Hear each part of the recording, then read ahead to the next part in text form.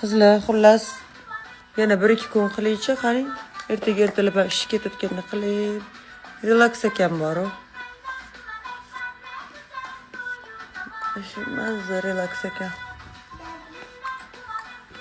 Mana shu narsani-chi hozirgi paytda yoshligi zo'rda.